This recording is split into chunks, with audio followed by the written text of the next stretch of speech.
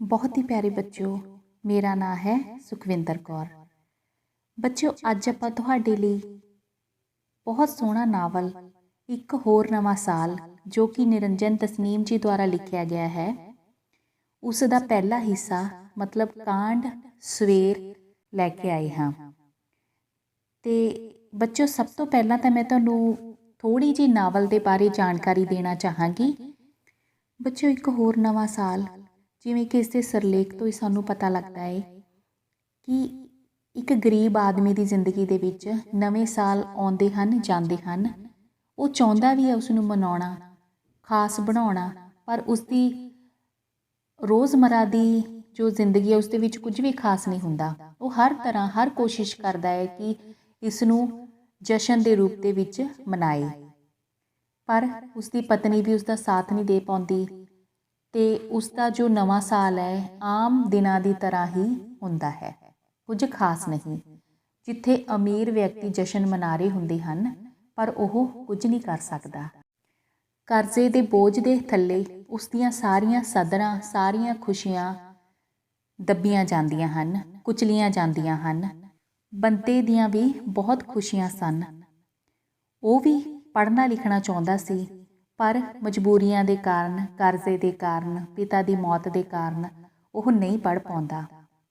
आपां कांड सवेर की एक कहानी के तौर पर तुहानूं दस्सांगे भी इस दे विच की हुंदा है शुरुआत तो अंत तक। चलो फिर आपां विस्तारपूर्वक जानकारी लईए बच्चों सवेर की। बंता रिक्शे वाला अमृतसर विच रहिंदा सी। उसकी उम्र 30-35 साल सी। वो हर रोज़ वांग अज सवेरे 5 बजे उठिया। उसने हर रोज़ सवेरे 6 बजे स्टेशन ते पहुँच के कालका मेल तो उतरन वालियां सवारियां चुकणियां हुंदियां सन। पिछले 2 हफ्तियां तो बड़ी सख्त ठंड पै रही सी। कईयां दिनां तो धुंध कारण सूरज भी नहीं सी दिखाई दिंदा। वो अपनी पत्नी नूं कहंदा है कि वो उठ के चाह बनाए, क्योंकि वो भी अज वड्डे लोकां वांग बिस्तरा छड्डण तो पहलां बैड टी पीनी चाहुंदा है। उसने अपनी पत्नी नूं दस्सिया कि अज नवां साल चढ़िया है। इस पिछों वह चाह पीते बिना ही ठंड विच कंबदा ते तेज़ी नाल रिक्शा चलाउंदा होया स्टेशन वल नूं चल पिया। बंते नूं याद आउंदा है कि उसने उस समय रिक्शा चलाउणा आरंभ कीता सी जदों अजे उसते मुੱਛ भी नहीं सी फुੱਟੀ। हुण तां बंते दे 3 बच्चे भी हो चुके सन। पहला मुंडा सी ते फिर 2 कुड़ियां। स्टेशन ते पहुंचदियां ही उसनूं कटड़ा मोती राम जाण वाला एक सरदार मिल गया। बंते ने उस तो 1.5 रुपया मंगिया, पर वह 1 रुपया देण लई तैयार होया। बंते ने उसनूं बिठा लिया ते महंगाई बारे सोचण लगा। रिक्शे विच बैठे सरदार नाल गल्लां करन तो उसनूं पता लगा कि वह BA पास है ते टाइप जाणदा है। वो नौकरी दी भाल विच आ गया सी, पर अजे तक उसनूं कोई काम ना मिलिया। उसनूं 200-250 रुपये महीना नौकरी मिलण दी आस सी। बंते ने देखिया कि उस कोल कंबल भी नहीं सी ते वह कोट दे कालरां नाल ही ठंड तो बचण दा यतन करदा है। बंता उस नालों अपने आप नूं चंगा समझदा है। बंता आप तां 5वीं फेल सी। उसका करजाई बापू बचपन विच ही मर गया ते बंते नूं अपनी मां ते 2 भैणां दा भार चुकना पिया। ਉਹ पढ़ाई विचाले ही छड्ड के अपने बापू वांग खेत मजदूर बन गया। एक दिन सरदार दे मुंडे नाल लड़ाई होण पिछों उसने पिंड छड्ड दिता ते शहर आ गया। कुछ समा ਉਹ दफ्तर विच चपड़ासी भी रहा, पर उसने अपने साहिब की घरवाली के कहण अनुसार कपड़े ना धोते तां साहिब बहुत गुस्से होया। इस तो पिछों ਉਹ कदे भी दफ्तर ना गया। ਉਹ सोचदा सी कि जे ਉਹ पढ़िया हुंदा ਤਾਂ उसकी हालत ये ना हुंदी। उसने 5वीं का इम्तिहान दिता सी पर फेल हो गया। वो चौथी पास अखवाउण नालों 5वीं फेल अखवाउणा चंगा समझदा है। सरदार नूं टिकाणे उतारन मगरों बंता तारो बारे सोचदा है। उसने उसनूं सवेर चाह भी नहीं सी पियाई। वो 2 जमातां पढ़ी हुई सी। वो सोचदा है कि पढ़े लिखे आदमी की टौर ही होर हुंदी है। उसनूं याद आउंदा है कि उदों उसकी टौर भी घट नहीं सी हुंदी जदों वो सहुरे जांदा होया अपने हत्थ विच पंजाबी दा अखबार लै जांदा सी ते सारे उसके हत्थ विच अखबार दे के हैरान हुंदे सन। उसनूं याद आया कि किवें उसने अपनी छोटी साली नूं बड़ी तेज़ी नाल अखबार पढ़ के सुणाई सी ਤੇ ਫਿਰ ਉਸਨੇ ਚਾਈਂ ਉਸਨੂੰ ਸਵਾਦਲੀ ਚਾਹ ਪਿਲਾਈ ਸੀ। ਫਿਰ ਉਹ ਇੱਕ ਖੋਖੇ ਵਿੱਚ ਬੈਠ ਕੇ ਚਾਹ ਪੀਣ ਬਾਰੇ ਸੋਚਦਾ ਹੈ ਕਿ ਉਸਨੂੰ ਦਰਬਾਰ ਸਾਹਿਬ ਜਾਣ ਵਾਲੀਆਂ 2 ਸਵਾਰੀਆਂ ਮਿਲ ਜਾਂਦੀਆਂ ਹਨ। ਬੰਤਾ ਉਹਨਾਂ ਪਾਸੋਂ 12 ਆਨੇ ਮੰਗਦਾ ਹੈ, ਪਰ ਉਹ 8 ਆਨੇ ਦੇਣ ਕਰਕੇ ਉਸਦੇ ਰਿਕਸ਼ੇ ਉੱਤੇ ਬੈਠ ਜਾਂਦੀਆਂ ਹਨ। ਸਵਾਰੀਆਂ ਬਹੁਤ ਭਾਰੀਆਂ ਸਨ ਤੇ ਬੰਤੇ ਦਾ ਬਹੁਤ ਜ਼ੋਰ ਲੱਗਾ ਸੀ। ਬੰਤਾ ਉਹਨਾਂ ਨੂੰ ਖਾਂਦੇ ਪੀਂਦੇ ਲੋਕ ਸਮਝਦਾ ਸੀ, ਜੋ ਆਪਣੀ ਆਦਤ ਅਨੁਸਾਰ ਤੁਰਦੇ ਘੱਟ ਸਨ, ਜਿਸ ਕਰਕੇ ਰਿਕਸ਼ੇ ਵਾਲਿਆਂ ਨੂੰ ਫਾਇਦਾ ਹੋ ਜਾਂਦਾ ਹੈ। ਰਿਕਸ਼ੇ ਵਿੱਚ ਬੈਠੀਆਂ ਦੋਵੇਂ ਸਵਾਰੀਆਂ ਪਤੀ ਪਤਨੀ ਹਨ। ਦੋਵੇਂ ਠੰਡ ਅਤੇ ਗਰਮ ਕੱਪੜਿਆਂ ਬਾਰੇ ਗੱਲਾਂ ਕਰਦੇ ਹਨ। ਫਿਰ ਉਹ ਅਮਰੀਕਾ ਦੇ ਇਸਤਰੀ ਮਰਦਾਂ ਦੀ ਖੁਸ਼ਹਾਲੀ ਤੋਂ ਆਪਣੇ ਦੇਸ਼ ਦੀ ਗਰੀਬੀ ਬਾਰੇ ਗੱਲਾਂ ਕਰਦੇ ਹਨ। ਪਤੀ ਦੱਸਦਾ ਹੈ ਕਿ ਆਪਣੇ ਦੇਸ਼ ਦੇ ਲੋਕ ਵੀ ਉਦੋਂ ਮਨਮਰਜ਼ੀ ਦਾ ਖਾਣ ਹੰਢਾਉਣਗੇ ਜਦੋਂ ਗਰੀਬੀ ਹਟਾਓ ਦਾ ਪ੍ਰੋਗਰਾਮ ਸਿਰੇ ਚੜ੍ਹ ਗਿਆ। ਪਰ ਪਤਨੀ ਕਹਿੰਦੀ ਹੈ ਕਿ ਜੇਕਰ ਕੋਈ ਗਰੀਬ ਹੀ ਨਾ ਰਹੇਗਾ ਤਾਂ ਕੰਮ ਕਿਵੇਂ ਚੱਲੇਗਾ। ਉਹਨਾਂ ਦੀਆਂ ਗੱਲਾਂ ਸੁਣ ਕੇ ਬੰਤਾ ਵੀ ਭਵਿੱਖ ਵਿੱਚ ਆਉਣ ਵਾਲੀ ਖੁਸ਼ਹਾਲੀ ਬਾਰੇ ਸੋਚਦਾ ਹੈ। ਫਿਰ ਤਾਰੋ ਦੀ ਨਿੱਘਰ ਰਹੀ ਸਿਹਤ ਬਾਰੇ ਸੋਚਦਾ ਹੈ। ਫਿਰ ਉਹ ਸੋਚਦਾ ਹੈ ਕਿ ਔਖੀ ਘੜੀ ਲੰਘ ਗਈ ਹੈ, ਥੋੜ੍ਹੇ ਦਿਨਾਂ ਦੀ ਗੱਲ ਹੈ, ਉਹ ਜਲਦ ਹੀ ਅਮੀਰ ਹੋ ਜਾਵੇਗਾ। ਇੰਨੇ ਨੂੰ ਸਵਾਰੀਆਂ ਉਤਰ ਕੇ 8 ਆਨੇ ਉਸਦੇ ਹਵਾਲੇ ਕਰ ਦਿੰਦੀਆਂ ਹਨ। ਇਸ ਪ੍ਰਕਾਰ ਨਵੇਂ ਸਾਲ ਦਾ ਸੂਰਜ ਚੜ੍ਹਨ ਤੋਂ ਪਹਿਲਾਂ ਹੀ ਬੰਤਾ 1.5 ਰੁਪਇਆ ਕਮਾ ਲੈਂਦਾ ਹੈ। ਇਸ ਪਿੱਛੋਂ ਬੰਤੇ ਨੂੰ 70 ਪੈਸਿਆਂ ਵਿੱਚ ਬੱਸਾਂ ਦੇ ਅੱਡੇ 'ਤੇ ਜਾਣ ਵਾਲੀ ਕੁੜੀ ਮਿਲ ਜਾਂਦੀ ਹੈ। ਬੰਤਾ ਸੋਚਦਾ ਹੈ ਕਿ ਉਸਨੇ ਇਹ ਕੁੜੀ ਦੇਖੀ ਹੋਈ ਹੈ।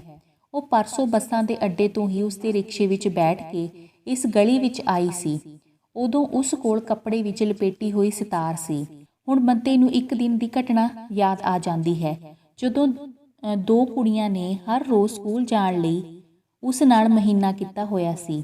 ਇੱਕ ਦਿਨ ਉਹ ਸ਼ਾਮ ਨੂੰ ਉਹਨਾਂ ਨੂੰ ਸਕੂਲੋਂ ਘਰ ਲਿਜਾ ਰਿਹਾ ਸੀ ਕਿ ਕਾਲਜ ਦੇ ਕੁਝ ਸਾਈਕਲ ਸਵਾਰ ਮੁੰਡੇ ਉਹਨਾਂ ਨੂੰ ਗੰਦੇ ਮਖੌਲ ਕਰਨ ਲੱਗੇ। ਬੰਤੇ ਤੋਂ ਨਾ ਰਿਹਾ ਗਿਆ। ਉਸਨੇ ਰਿਕਸ਼ਾ ਰੋਕ ਕੇ ਉਹਨਾਂ ਨੂੰ ਫੜਨਾ ਚਾਹਿਆ। ਉਹਨਾਂ ਵਿੱਚੋਂ ਇੱਕ ਤਾਂ ਸਾਈਕਲ ਤੇਜ਼ ਚਲਾ ਕੇ ਨਿਕਲ ਗਿਆ ਤੇ ਦੂਜਾ ਉਸਦੀ ਧੌਣ ਵਿੱਚ ਮੁੱਕਾ ਮਾਰ ਕੇ ਖਿਸਕ ਗਿਆ। ਬੰਤੇ ਨੇ ਉਸਨੂੰ ਦੌੜ ਕੇ ਫੜਨਾ ਚਾਹਿਆ, ਪਰ ਕੁੜੀ ਨੇ ਉਸਨੂੰ ਕਿਹਾ, ਤੈਨੂੰ ਕਿਹਨੇ ਕਿਹਾ ਸੀ ਰਿਕਸ਼ਾ ਰੋਕਣ ਲਈ। ਕੁੜੀਆਂ ਨੇ ਬੁਰਾ ਮਨਾਇਆ ਤੇ ਕਿਹਾ ਉਹ ਇਸ ਤਰ੍ਹਾਂ ਕਰਕੇ ਲੋਕਾਂ ਨੂੰ ਤਮਾਸ਼ਾ ਦਿਖਾ ਰਹੇ ਹਨ। ਉਹਨਾਂ ਕਿਹਾ ਕਿ ਉਹ ਰਿਕਸ਼ਾ ਬਦਲ ਲੈਣਗੀਆਂ। ਬੰਤਾ ਚੁੱਪ ਕਰਕੇ ਫਿਰ ਰਿਕਸ਼ਾ ਚਲਾਉਣ ਲੱਗ ਪਿਆ। ਉਹ ਸੋਚਣ ਲੱਗਾ ਕਿ ਉਸਨੂੰ ਆਪਣਾ ਕੰਮ ਕਰਨਾ ਚਾਹੀਦਾ ਹੈ। ਉਹ ਐਵੇਂ ਮਹੀਨਾ ਹੱਥੋਂ ਗਵਾਉਣ ਲੱਗਾ ਸੀ। ਫਿਰ ਬੰਤੇ ਨੇ ਝਿਜਕਦਿਆਂ ਰਿਕਸ਼ੇ ਵਿੱਚ ਬੈਠੀ ਕੁੜੀ ਨੂੰ ਪੁੱਛ ਹੀ ਲਿਆ ਕਿ ਉਹ ਪਰਸੋਂ ਉਸਦੇ ਰਿਕਸ਼ੇ ਵਿੱਚ ਬੈਠੀ ਸੀ ਤੇ ਉਸਦੇ ਹੱਥ ਵਿੱਚ ਸਿਤਾਰ ਸੀ। ਕੁੜੀ ਨੇ ਉੱਤਰ ਦਿੱਤਾ ਕਿ ਉਸ ਕੋਲ ਤਾਨਪੁਰਾ ਸੀ।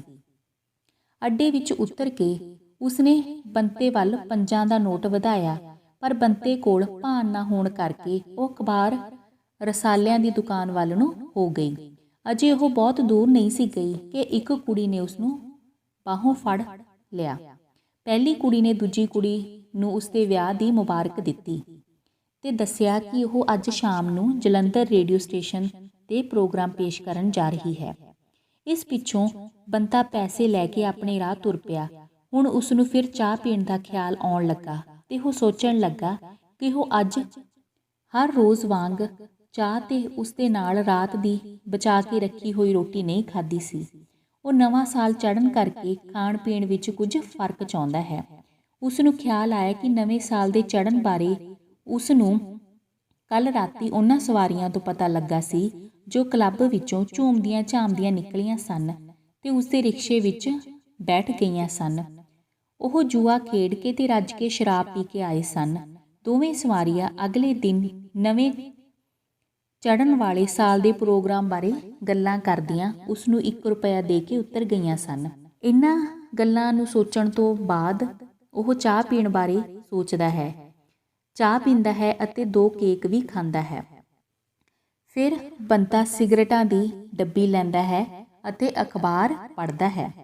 ਬੰਤਾ ਹੋਟਲ ਵਾਲੇ ਨੂੰ ਅਖਬਾਰ ਦੀਆਂ ਗਰਮ-ਗਰਮ ਖਬਰਾਂ ਪੜ੍ਹ ਕੇ ਸੁਣਾਉਂਦਾ ਹੈ, ਜਿਸ ਵਿੱਚ ਪਹਿਲੀ ਖਬਰ ਅਖਬਾਰ ਵਾਲਿਆਂ ਵੱਲੋਂ ਨਵੇਂ ਸਾਲ ਦੀ ਵਧਾਈ ਸੀ, ਦੂਜੀ ਚੋਰੀ ਵਲਾਇਤ ਜਾ ਰਹੇ ਭਾਰਤੀਆਂ ਦੇ ਡੁੱਬਣ ਦੀ, ਤੀਜੀ ਵਿਦਿਆਰਥੀਆਂ ਦੇ ਹੰਗਾਮੇ ਦੀ ਤੇ ਚੌਥੀ ਇੰਦਰਾ ਗਾਂਧੀ ਦੇ ਭਾਰਤ-ਪਾਕ ਸਬੰਧਾਂ ਦੀ, ਪੰਜਵੀਂ ਪੰਜਾਬ ਸਰਕਾਰ ਵੱਲੋਂ ਆਪਣੇ ਕਰਮਚਾਰੀਆਂ ਨੂੰ ਹੋਰ ਭੱਤਾ ਦੇਣ ਦੇ ਐਲਾਨ ਦੀ, ਚੌਥੀ ਅੰਮ੍ਰਿਤਸਰ ਵਿੱਚ ਠੰਡ ਨਾਲ ਹੋਈਆਂ ਮੌਤਾਂ ਸੰਬੰਧੀ ਤੇ 7ਵੀਂ ਮਿੱਟੀ ਦੇ ਤੇਲ ਦੀਆਂ ਕੀਮਤਾਂ ਵਿੱਚ ਵਾਧੇ ਬਾਰੇ ਸੀ। ਇਸ ਪਿੱਛੋਂ ਬੰਤਾ ਉੱਥੋਂ ਉੱਠ ਕੇ ਰਿਕਸ਼ੇ ਦੀ ਪਿਛਲੀ ਸੀਟ ਉੱਪਰ ਬੈਠ ਕੇ ਸਿਗਰਟ ਪੀਣ ਦਾ ਫੈਸਲਾ ਕਰਦਾ ਹੈ। ਉਹ ਦੱਸਦਾ ਹੈ ਕਿ ਕਈ ਲੋਕ ਰਿਕਸ਼ੇ ਦੀ ਪਿਛਲੀ ਸੀਟ ਨੂੰ ਘਰ ਦਾ ਕਮਰਾ ਹੀ ਸਮਝ ਲੈਂਦੇ ਹਨ, ਕਈ ਟੱਪ ਲਾਉਣ ਦੀ ਜ਼ਿੱਦ ਕਰਦੇ ਹਨ, ਪਰ ਇਹ ਗੱਲ ਬੰਤੇ ਨੂੰ ਬਿਲਕੁਲ ਵੀ ਪਸੰਦ ਨਹੀਂ। ਇਸ ਤੋਂ ਬਾਅਦ ਬੰਤਾ ਸੋਚਦਾ ਹੈ ਕਿ ਉਸ ਨੂੰ ਉੱਠਣਾ ਹੀ ਪੈਣਾ ਹੈ ਰਿਜ਼ਕ ਦੀ ਭਾਲ ਵਿੱਚ।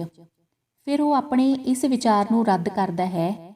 ਉਹ ਸੋਚਦਾ ਹੈ ਕਿ ਸੇਠ ਵਰਗਿਆਂ ਨੂੰ ਤਾਂ ਘਰ ਬੈਠਿਆਂ ਬਿਠਾਇਆ ਹੀ ਰਿਜ਼ਕ ਆਉਂਦਾ ਹੈ। ਜਿਸ ਨੇ ਕਈ ਰਿਕਸ਼ੇ ਬਣਾਏ ਹਨ, ਉਸ ਨੂੰ ਹਰ ਰੋਜ਼ ਘਰ ਬੈਠਿਆਂ ਕਿਰਾਇਆ ਪਹੁੰਚ ਜਾਂਦਾ ਹੈ। ਬੰਤਾ ਸਮਝਦਾ ਹੈ ਕਿ ਇਹ ਕਰਮਾਂ ਦਾ ਫਲ ਹੈ। ਉਹ ਸੋਚਦਾ ਹੈ ਕਿ ਚੰਗਾ ਕੰਮ ਕਰਨ ਵਾਲੇ ਨੂੰ ਚੰਗਾ ਫਲ ਮਿਲਦਾ ਹੈ ਤੇ ਬੁਰਾ ਕੰਮ ਕਰਨ ਵਾਲੇ ਨੂੰ ਬੁਰਾ।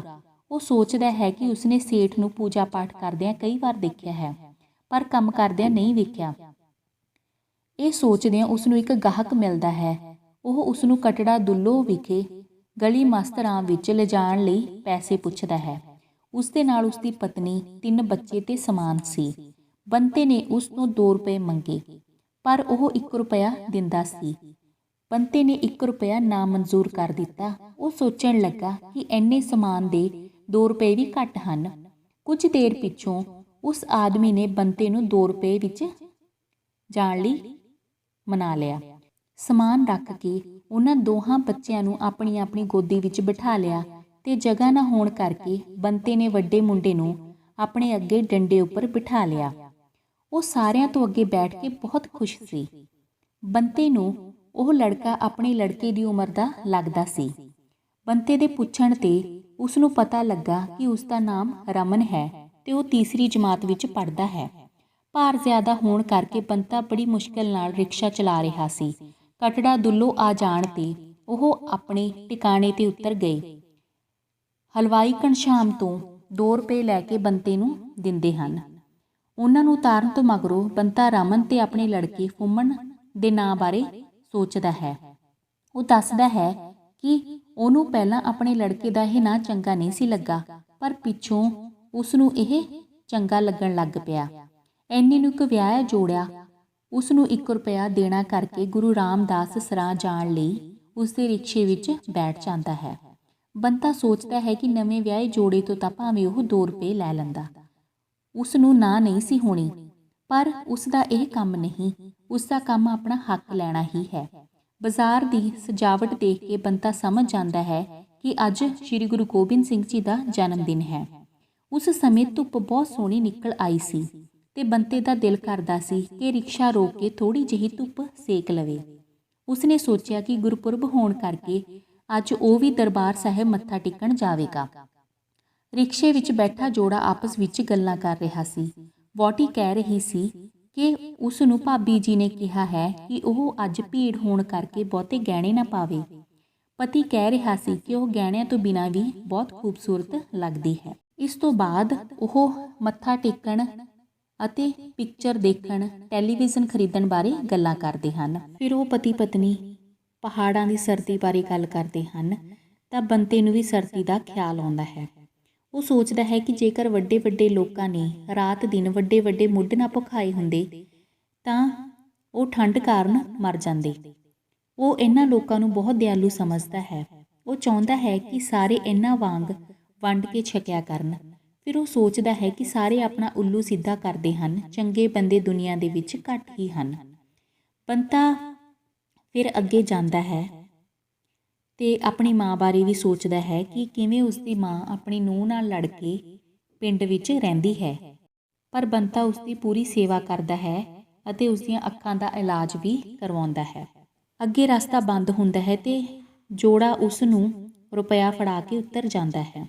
ਬੰਤਾ ਰਿਕਸ਼ੇ ਨੂੰ ਇੱਕ ਪਾਸੇ ਖੜਾ ਕਰਕੇ ਉਸ ਨੂੰ ਜਿੰਦਰਾ ਮਾਰ ਕੇ ਆਪ ਦਰਬਾਰ ਸਾਹਿਬ ਮੱਥਾ ਟੇਕਣ ਦੀ ਤਿਆਰੀ ਕਰਦਾ ਹੈ, ਪਰ ਇੱਕ ਪਤੀ ਪਤਨੀ ਉਸ ਨੂੰ ਆ ਕੇ ਕਹਿੰਦੇ ਹਨ ਕਿ ਅਜੇ ਭੀੜ ਬਹੁਤ ਹੈ, ਉਹ ਉਹਨਾਂ ਨੂੰ ਰਾਮਾਨੰਦ ਦੇ ਬਾਗ ਵਿੱਚ ਛੱਡ ਆਵੇ। ਪਤੀ ਬੱਚੇ ਨੂੰ ਫੜ ਕੇ ਪਤਨੀ ਸਮੇਤ ਬੰਤੇ ਨੂੰ 75 ਪੈਸੇ ਦੇਣੇ ਕਰਕੇ ਰਿਕਸ਼ੇ ਵਿੱਚ ਬੈਠ ਜਾਂਦਾ ਹੈ।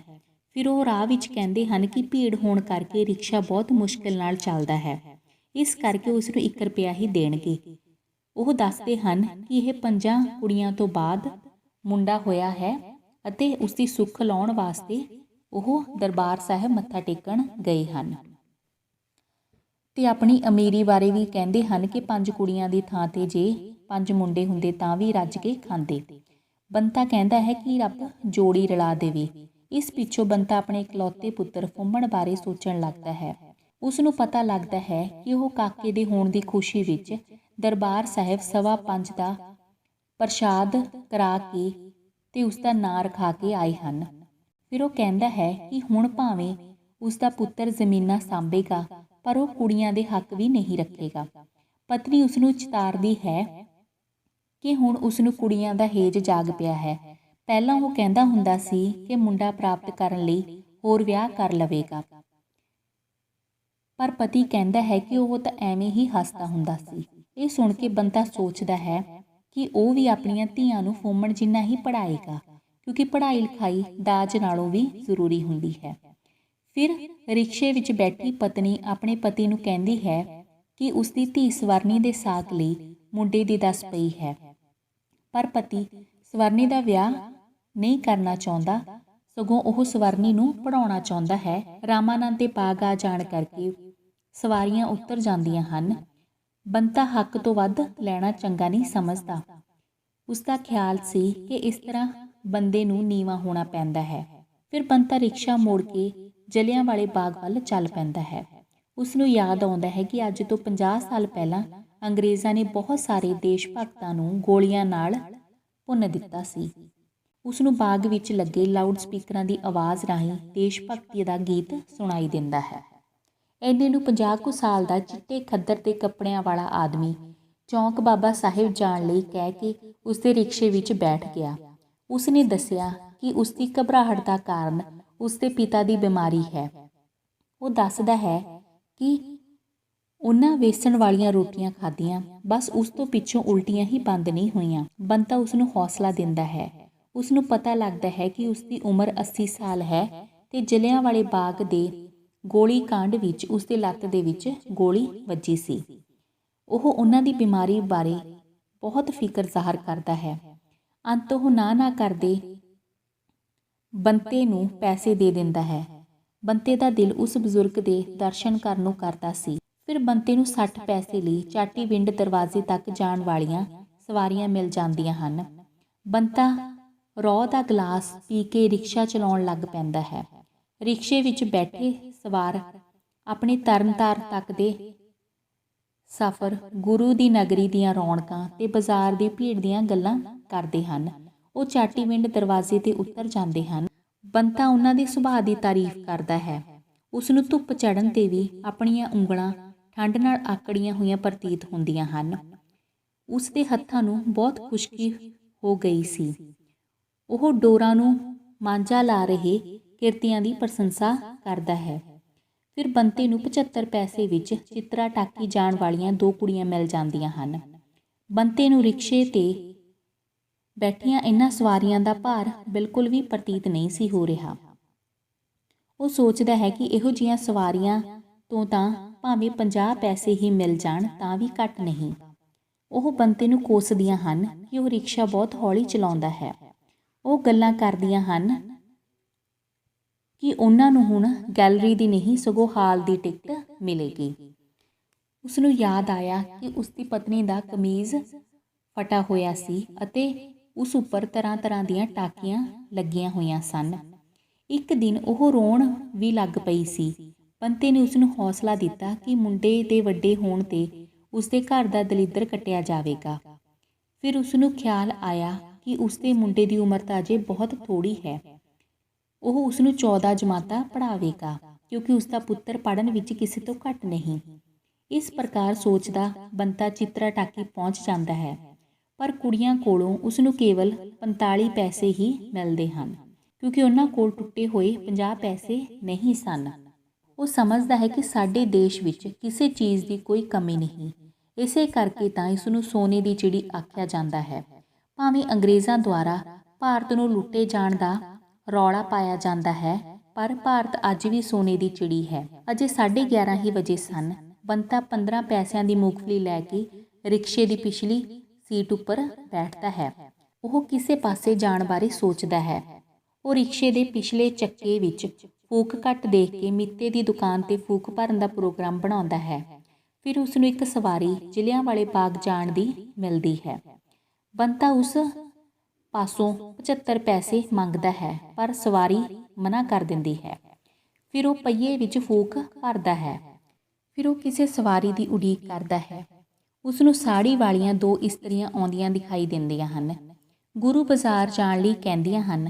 ਬੰਤਾ ਉਹਨਾਂ ਤੋਂ 1 ਰੁਪਏ ਦੀ ਮੰਗ ਕਰਦਾ ਹੈ, ਪਰ ਉਹ ਆਪਣੇ ਮੂੰਹੋਂ ਕਹੇ ਅਨੁਸਾਰ 8 ਆਨੇ ਹੀ ਦਿੰਦੀਆਂ ਹਨ। ਬੰਤਾ ਦੱਸਦਾ ਹੈ ਕਿ ਜਦੋਂ ਸਿਰਫ ਜਨਾਨੀਆਂ ਹੋਣ ਤਾਂ ਉਹ 1 ਵੀ ਪੈਸਾ ਵਾਧੂ ਨਹੀਂ ਦਿੰਦੀਆਂ ਤੇ ਆਮ ਕਰਕੇ ਮਜ਼ਦੂਰੀ ਵੀ ਪੂਰੀ ਨਹੀਂ ਮਿਲਦੀ। ਬੰਤੇ ਦੇ ਰਿਕਸ਼ੇ ਵਿੱਚ ਬੈਠੀਆਂ ਜਨਾਨੀਆਂ ਰਿਸ਼ਤਾ ਕਰਨ ਦੇ ਸਬੰਧ ਵਿੱਚ ਜਾ ਰਹੀਆਂ ਹਨ। ਇਹਨਾਂ ਵਿੱਚੋਂ ਇੱਕ ਤਾਂ ਮੁੰਡੇ ਦੀ ਮਾਂ ਹੈ ਅਤੇ ਦੂਜੀ ਵਿਚੋਲਣ, ਜੋ ਕਿ ਕੁੜੀ ਨੂੰ ਵਿਖਾਉਣ ਲਈ ਲਿਜਾ ਰਹੀ ਹੈ। ਵਿਚੋਲਣ ਦਾ ਨਾਂ ਲਾਜੋ ਹੈ। ਮੁੰਡੇ ਦੀ ਮਾਂ ਕਹਿੰਦੀ ਹੈ ਕਿ ਉਹ ਕੁੜੀ ਸੋਹਣੀ ਚਾਹੁੰਦੀ ਹੈ। ਵਿਚੋਲਣ ਦੱਸਦੀ ਹੈ ਕਿ ਕੁੜੀ ਸੋਹਣੀ ਹੈ ਅਤੇ BA ਵਿੱਚ ਪੜ੍ਹਦੀ ਹੈ। ਮੁੰਡੇ ਦੀ ਮਾਂ ਕਹਿੰਦੀ ਹੈ ਕਿ ਉਹ ਕੁੜੀ ਨੂੰ ਪੜ੍ਹਨੋਂ ਹਟਾ ਲੈਣ। ਫਿਰ ਉਹ ਆਪਣੇ ਪੁੱਤਰ ਮਹੇਸ਼ੀ ਦੀ ਪੜ੍ਹਾਈ ਬਾਰੇ ਗੱਲਾਂ ਕਰਦੀ ਹੈ। ਉਹ ਦੱਸਦੀ ਹੈ ਕਿ ਮਹੇਸ਼ੀ 8ਵੀਂ ਫੇਲ ਹੈ ਅਤੇ ਉਸਨੂੰ 18ਵਾਂ ਸਾਲ ਲੱਗ ਗਿਆ ਹੈ। ਉਹ ਕਹਿੰਦੀ ਹੈ ਕਿ ਉਹ ਆਪਣੇ ਪੁੱਤਰ ਦਾ ਵਿਆਹ ਛੇਤੀ ਕਰਨਾ ਚਾਹੁੰਦੀ ਹੈ ਅਤੇ ਉਹ ਆਪਣੀ ਨੂੰਹ ਨੂੰ ਬਹੁਤ ਸਾਰੇ ਗਹਿਣੇ ਪਾਵੇਗੀ। ਲਾਜੋ ਦੱਸਦੀ ਹੈ ਕਿ ਕੁੜੀ ਵਾਲੇ ਵੀ ਘੱਟ ਨਹੀਂ ਕਰਨਗੇ, ਪਰ ਮੁੰਡੇ ਦੀ ਮਾਂ ਪੁੱਛਦੀ ਹੈ ਕਿ ਉਹ ਕੀ ਕੁਝ ਦੇਣਗੇ। ਨਾਲ ਹੀ ਕਹਿੰਦੀ ਹੈ ਕਿ ਦੇਣਾ ਤਾਂ ਉਹਨਾਂ ਜੋ ਕੁਝ ਹੈ ਆਪਣੀ ਧੀ ਨੂੰ ਹੈ। ਉਂਝ ਜੇ ਕੋਈ ਚੰਗਾ ਕਰ ਦੇਵੇ ਤਾਂ ਜੱਗ ਵਿੱਚ ਸ਼ੋਭਾ ਹੋ ਜਾਂਦੀ ਹੈ। ਫਿਰ ਉਹ ਲਾਜੋ ਨੂੰ ਕਹਿੰਦੀ ਹੈ ਕਿ ਉਸਦੀ ਭੈਣ ਸ਼ੀਲਾ ਦੇ ਘਰ ਉੱਪਰੋਂ ਥਲੀ 3 ਕੁੜੀਆਂ ਹੋਈਆਂ ਹਨ ਤੇ ਮੁੰਡਾ 1 ਵੀ ਨਹੀਂ ਹੋਇਆ, ਜਦ ਕਿ ਉਸਦੇ ਘਰ ਹੋਰ ਕਿਸੇ ਚੀਜ਼ ਦੀ ਥੁੜ ਨਹੀਂ। ਮੁੰਡੇ ਦੀ ਮਾਂ ਕਹਿੰਦੀ ਹੈ ਕਿ ਜੇਕਰ ਉਸਨੂੰ ਕੁੜੀ ਪਸੰਦ ਆਈ ਤਾਂ ਉਸਦੇ ਮੁੰਦਰੀ ਪਾ ਦੇਣੀ ਹੈ। ਲਾਜੋ ਉਸਨੂੰ ਅਜਿਹਾ ਕਰਨ ਤੋਂ ਰੋਕਦੀ ਹੋਈ ਕਹਿੰਦੀ ਹੈ ਕਿ ਪਹਿਲਾਂ ਉਹ ਕੁੜੀ ਦੇਖ ਲਵੇ, ਫਿਰ ਉਹ ਮੁੰਡਾ ਦੇਖਣਗੇ। ਇਹ ਸੁਣ ਕੇ ਨਾਲ ਵਾਲੀ ਕਹਿੰਦੀ ਹੈ, ਲੈ ਮੁੰਡੇ ਵੀ ਕਦੀ ਕਿਸੇ ਨੇ ਵੇਖੇ ਹਨ? ਮੁੰਡੇ ਤਾਂ ਹੀਰੇ ਹੁੰਦੇ ਨੇ, ਹੀਰੇ। ਮੇਰਾ ਮਹੇਸ਼ੀ ਕੋਈ ਘੱਟ ਹੈ ਕਿਸੇ ਕੋਲੋਂ? ਲਾਜੋ ਦੱਸਦੀ ਹੈ ਕਿ ਉਹਨਾਂ ਦੀ ਕੁੜੀ ਵੀ ਮੁੰਡਾ ਦੇਖੇਗੀ। ਇਹ ਸੁਣ ਕੇ ਨਾਲ ਵਾਲੀ ਦਿਲ ਛੱਡਣ ਲੱਗਦੀ ਹੈ ਤੇ ਕਹਿੰਦੀ ਹੈ, ਲਾਜੋ ਮੇਰਾ ਨਹੀਂ ਜੀ ਵੱਜਦਾ ਇੱਥੇ, ਤੂੰ ਲੈ ਚੱਲੀਏ ਤਾਂ ਮੈਂ ਵੇਖ ਆਉਂਦੀ ਹਾਂ। ਪਰ ਇਹ ਜਿਹੜੀ ਵੇਖਣ ਵਿਖਾਣ ਵਾਲੀ ਗੱਲ ਹੈ, ਉਹ ਮੈਨੂੰ ਉੱਕਾ ਹੀ ਚੰਗੀ ਨਹੀਂ ਲੱਗਦੀ। ਉਹ ਦੱਸਦੀ ਹੈ ਕਿ ਉਸ ਦਾ ਮੁੰਡਾ ਕਿਸੇ ਵੇਲੇ ਜ਼ਰਾ ਅੱਖ ਪੁਆ ਕੇ ਵੇਖਦਾ ਹੈ। ਲਾਜੋ ਇਸ ਨੁਕਸ ਨੂੰ ਮਾਮੂਲੀ ਸਮਝਦੀ ਹੈ ਤੇ ਕਹਿੰਦੀ ਹੈ ਕਿ ਉਹ ਉਸੇ ਵੇਲੇ ਧੁੱਪ ਵਾਲੀ ਐਨਕ ਲਾ ਕੇ ਚਲਾ ਜਾਵੇ। ਫਿਰ ਉਹ ਪ੍ਰੋਗਰਾਮ ਬਣਾਉਂਦੀਆਂ ਹਨ ਕਿ ਕੁੜੀ ਵਾਲਿਆਂ ਨੂੰ ਇਹ ਕਹਿ ਦਿੱਤਾ ਜਾਵੇ ਕਿ ਮੁੰਡਾ ਬੰਬਈ ਗਿਆ ਹੋਇਆ ਹੈ, ਉਹ ਗਰਮੀਆਂ ਵਿੱਚ ਪਰਤੇਗਾ ਤੇ ਉਦੋਂ ਉਹਨਾਂ ਨੂੰ ਵਿਖਾਇਆ ਜਾਏਗਾ। ਅੰਤ ਵਿੱਚ ਬੰਤੇ ਨੂੰ ਟੁੱਟੇ ਹੋਏ 50 ਪੈਸੇ ਦੇ ਕੇ ਉਸਦੇ ਰਿਕਸ਼ੇ ਵਿੱਚੋਂ ਉਤਰ ਜਾਂਦੀਆਂ ਹਨ। ਇਸ ਪਿੱਛੋਂ ਬੰਤਾ ਚੁਰਸਤੀ ਅਟਾਰੀ ਦੇ ਚੌਂਕ ਵਿੱਚ ਜਾ ਕੇ ਖੜਾ ਹੁੰਦਾ ਹੈ। ਹੁਣ ਦੁਕਾਨਾਂ ਵੀ ਖੁੱਲ੍ਹਣ ਲੱਗ ਪੈਂਦੀਆਂ ਹਨ। ਉਹ ਸੋਚਦਾ ਹੈ ਕਿ ਜਦੋਂ ਉਹ ਘਰੋਂ ਨਿਕਲਦਾ ਹੈ ਤਾਂ ਇਹ ਪਤਾ ਨਹੀਂ ਹੁੰਦਾ ਕਿ ਮੁੜ ਕੇ ਘਰ ਪਰਤਣਾ ਵੀ ਹੈ ਜਾਂ ਨਹੀਂ, ਤੇ ਜਦੋਂ ਰਾਤ ਨੂੰ ਘਰ ਜਾਈਦਾ ਹੈ ਤਾਂ ਸੋਚੀਦਾ ਹੈ ਕਿ ਜ਼ਿੰਦਗੀ ਦਾ ਇੱਕ ਦਿਨ ਹੋਰ ਬੀਤ ਗਿਆ ਅਤੇ ਇਸ ਪ੍ਰਕਾਰ ਇੱਕ ਦਿਨ ਕਰਕੇ ਉਸਦੀ ਜ਼ਿੰਦਗੀ ਬੀਤ ਰਹੀ ਹੈ। ਇਸ ਪ੍ਰਕਾਰ ਸੋਚਦਿਆਂ ਉਸਨੂੰ ਸੀਤਲਾ ਮੰਦਰ ਜਾਣ ਵਾਲੀ ਇੱਕ ਸਵਾਰੀ ਮਿਲ ਜਾਂਦੀ ਹੈ, ਜੋ ਕਿ ਚੰਗੀ ਸਿਹਤ ਦਾ ਮਾਲਕ ਭਲਵਾਨ ਹੈ। ਬੰਤਾ ਸੋਚਦਾ ਹੈ ਕਿ ਬੰਦੇ ਕੋਲ ਸਿਹਤ ਹੋਣੀ ਚਾਹੀਦੀ ਹੈ, ਧਨ ਦੌਲਤ ਦਾ ਕੀ ਹੈ। ਉਹ ਸਮਝਦਾ ਹੈ ਕਿ ਸਿਹਤ ਬਣਾਉਣ ਲਈ ਘਿਓ, ਦੁੱਧ ਤੇ ਬਦਾਮ ਚਾਹੀਦੇ ਹਨ ਤੇ ਇਹਨਾਂ ਲਈ ਪੈਸੇ। ਫਿਰ ਉਹ ਸੋਚਦਾ ਹੈ ਕਿ ਮਨੁੱਖ ਕੋਲ ਦੋਵੇਂ ਚੀਜ਼ਾਂ ਹੋਣੀਆਂ ਚਾਹੀਦੀਆਂ ਹਨ, ਚੰਗੀ ਸਿਹਤ ਵੀ ਅਤੇ ਪੈਸਾ ਵੀ। ਰਿਕਸ਼ੇ ਤੋਂ ਉਤਰਦਾ ਹੋਇਆ ਭਲਵਾਨ ਉਸਨੂੰ 50 ਪੈਸੇ ਦਿੰਦਾ ਹੈ। 10-15 ਮਿੰਟ ਸਵਾਰੀ ਦੀ ਉਡੀਕ ਕਰਨ ਮਗਰੋਂ ਬੰਤੇ ਨੂੰ ਭੁੱਖ ਲੱਗ ਗਈ ਤੇ ਉਸਨੇ ਰਿਕਸ਼ਾ ਘਰ ਵੱਲ ਨੂੰ ਮੋੜ ਲਿਆ। ਉਹ ਸੋਚਦਾ ਹੈ ਕਿ ਜੇਕਰ ਉਸਨੂੰ ਭੁੱਖ ਨਾ ਲੱਗੇ ਤਾਂ ਉਹ ਸਾਰਾ ਦਿਨ ਘਰ ਦਾ ਖਿਆਲ ਵੀ ਨਾ ਕਰੇ। ਘਰ ਜਾਂਦਾ ਹੋਇਆ ਉਹ ਸੋਚਦਾ ਹੈ ਕਿ ਉਸਦੀ ਪਤਨੀ ਰੋਟੀ ਪਕਾ ਚੁੱਕੀ ਹੋਵੇਗੀ। ਉਹ ਉਸਦੀ ਸਿਹਤ ਬਾਰੇ ਫਿਕਰ ਕਰਦਾ ਹੈ। ਉਹ ਸਮਝਦਾ ਹੈ ਕਿ ਉਸਨੂੰ ਬੱਚੇ ਵੀ ਤੰਗ ਕਰਦੇ ਹਨ। ਸਰਦੀ ਵਿੱਚ ਕੋਈ ਨਾ ਕੋਈ ਬਿਮਾਰ ਵੀ ਹੋ ਜਾਂਦਾ ਹੈ। ਇਸ ਦਾ ਕਾਰਨ ਇਹ ਵੀ ਹੈ ਕਿ ਉਹ ਲੋੜੀਂਦੇ ਗਰਮ ਕੱਪੜੇ ਨਹੀਂ ਖਰੀਦ ਸਕਦਾ। ਉਹ ਪਤਨੀ ਬਾਰੇ ਸੋਚਦਾ ਹੈ ਜੋ ਕਿ ਇੱਕ ਸਕੂਲ ਮਾਸਟਰ ਦੇ ਘਰ 2 ਵੇਲੇ ਕੰਮ ਕਰ ਆਉਂਦੀ ਹੈ। ਉਹ ਕੰਮ ਬੰਤੇ ਨੂੰ ਬਿਲਕੁਲ ਵੀ ਪਸੰਦ ਨਹੀਂ ਤੇ ਉਹ ਬਾਰ-ਬਾਰ ਉਸ ਨੂੰ ਰੋਕਦਾ ਹੈ, ਪਰ ਤਾਰੂ ਹਮੇਸ਼ਾ ਮੁਸਕਰਾ ਛੱਡਦੀ ਹੈ। ਇਸ ਕਰਕੇ ਉਸ ਨੇ ਹੁਣ ਉਸ ਨੂੰ ਕਹਿਣਾ ਹੀ ਛੱਡ ਦਿੱਤਾ। ਬੱਚਿਓ, ਆਪਾਂ ਹੁਣ ਪੜ੍ਹਿਆ ਸੀ ਕਾਂਡ ਸਵੇਰ ਕਹਾਣੀ ਰੂਪ ਦੇ ਵਿੱਚ, ਤੇ ਆਓ ਹੁਣ ਆਪਾਂ ਕੁਝ ਪ੍ਰਸ਼ਨ ਕਰੀਏ। ਬੰਤਾ ਮੁੱਖ ਪਾਤਰ ਕੀ ਕੰਮ ਕਰਦਾ ਹੈ? ਉਹ ਰਿਕਸ਼ਾ ਚਾਲਕ ਹੈ। ਬੰਤੇ ਦੀ ਘਰਵਾਲੀ ਦਾ ਨਾਂ ਦੱਸੋ? ਤਾਰੂ। ਬੰਤੇ ਦੇ ਕਿੰਨੇ ਬੱਚੇ ਹਨ? 3, 2 ਕੁੜੀਆਂ 1 ਮੁੰਡਾ। ਬੰਤੇ ਦੇ ਪੁੱਤਰ ਦਾ ਨਾਮ ਕੀ ਹੈ? ਫੁੰਮਣ। ਬੰਤਾ ਕਿੱਥੇ ਰਿਕਸ਼ਾ ਚਲਾਉਂਦਾ ਹੈ? ਅੰਮ੍ਰਿਤਸਰ ਸ਼ਹਿਰ ਦੇ ਵਿੱਚ। ਬੰਤਾ ਕਿੰਨੀਆਂ ਜਮਾਤਾਂ ਪੜ੍ਹਿਆ ਹੈ? 5ਵੀਂ ਫੇਲ। ਬੰਤਾ ਸਵੇਰੇ ਕਿੰਨੇ ਵਜੇ ਉੱਠ ਜਾਂਦਾ ਹੈ? 5 ਵਜੇ।